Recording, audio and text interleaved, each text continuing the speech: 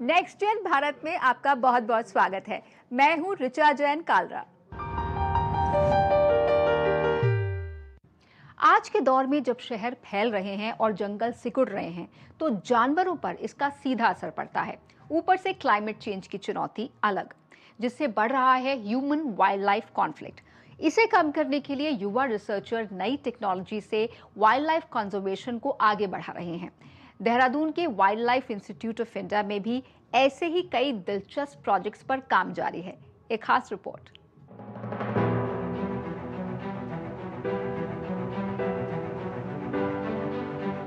भारत में wild life की variety बहुत बड़ी है और उन्हें प्रोटेक्ट करना आज पहले से भी ज्यादा इंपॉर्टेंट है। इसी दिशा में कई यंग रिसर्चर्स और साइंटिस्ट्स काम कर रहे हैं और अलग-अलग प्रोजेक्ट्स के जरिए वाइल्ड लाइफ कंजर्वेशन को बेहतर तरीके से समझने की कोशिश कर रहे हैं। हम इस समय देहरादून के wild life institute of India में हैं, जहां ऐसे कई रिसर्च प्रोजेक्ट्स पर काम चल रहा है।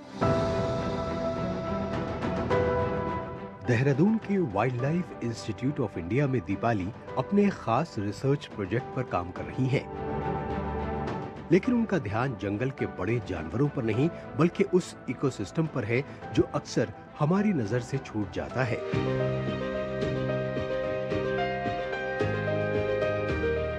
दीपाली वेजिटेशन, सॉइल माइक्रोब्स और सॉइल फौना जैसे छोटे लेकिन अहम हिस्सों का अध्ययन कर रही हैं, ताकि ये समझा जा सके कि क्लाइमेट चेंज जंगल के पूरे इकोसिस्टम को किस तरह प्रभावित कर सकता है।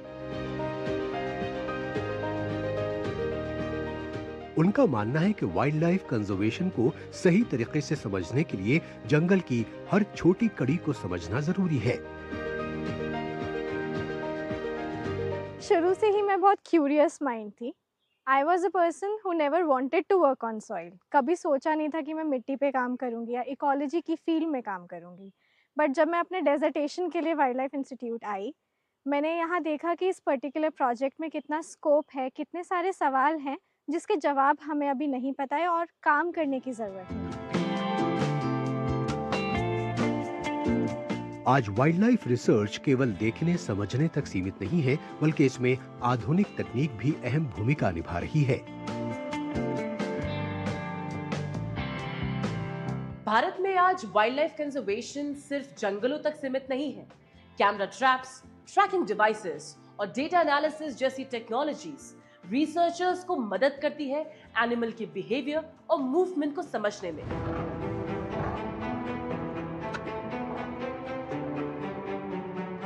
वाइल्ड लाइफ कंजर्वेशन में फील्ड रिसर्च भी बेहद महत्वपूर्ण भूमिका निभाता है।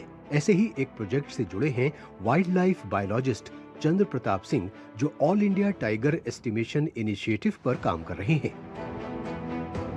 इस अध्ययन के माध्यम से देश भर में बाघों की संख्या और उनके आवास का आकलन किया जाता है। इसके लिए शोधकर्ताओं को जंगलों में जाकर कैमरा ट्रैप लगाना, जानवरों के संकेतों को दर्ज करना और लगातार फील्ड डेटा एकत्र करना पड़ता है।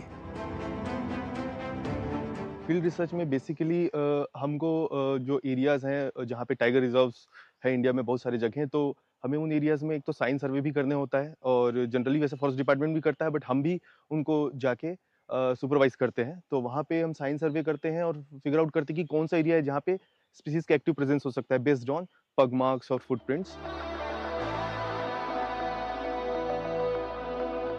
लेकिन ऐसे रिसर्च प्रोजेक्ट्स के लिए सही गाइडेंस और सपोर्ट की भी काफी जरूरत होती है। Wild life institute of India जैसे इंस्टीट्यूशंस यंग रिसर्चर्स को सही ट्रेनिंग और सपोर्ट देने में अहम भूमिका निभाते हैं।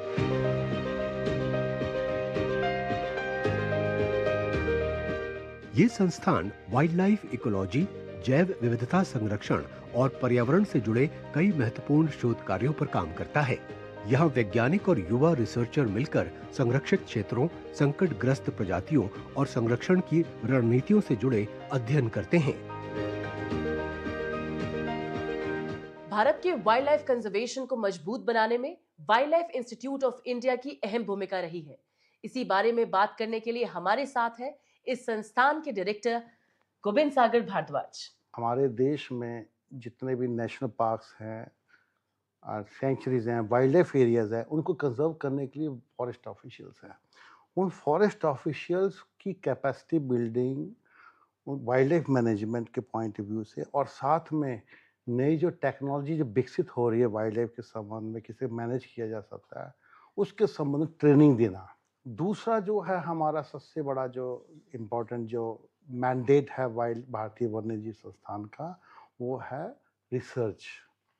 यानी कि जो साइंस कैसे हम साइंस को कैसे यूज़ कर सकते हैं वाइल्ड लाइफ मैनेजमेंट में, इस संबंध में इसलिए हमारे पास यहाँ पर इन हाउस भारतीय वन्यजीव संस्थान में 32 हमारे साइंटिस्ट हैं, अलग अलग फील्ड्स के। वो बिल्कुल उनका अपना एक्सपर्टाइज है, वो हर फील्ड में रिसर्च करते हैं, और रिसर्च के बेसिस पर ही हम पॉलिसी के लिए आप डिज़ाइन में हेल्प करते हैं।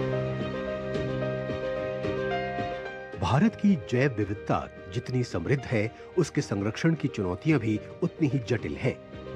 आवास का कम होना, ह्यूमन वाइल्ड लाइफ कॉन्फ्लिक्ट, अवैध वन्य जीव व्यापार और क्लाइमेट चेंज जैसे कई कारण वाइल्ड लाइफ कंजर्वेशन को प्रभावित करते हैं। इन्हीं चुनौतियों को समझने और उनसे निपटने के लिए साइंटिफिक रिसर्च बेहद जरूरी है।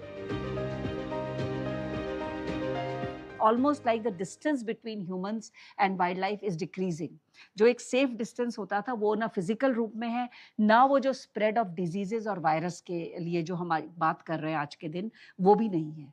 So there are huge challenges, and I must say it is the only our country which is showing the world the way to manage all these challenges, and while at the same time keeping our development at the right place, while also taking care of the needs of the people. I think we are doing a stupendous job. मतलब almost I think we are the world leaders in this.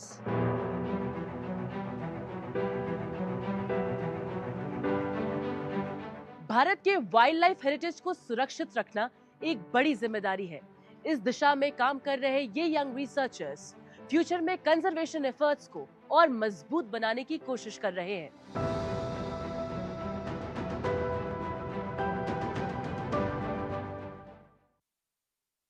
तरक्की करने के जज्बे से भरपूर आज के college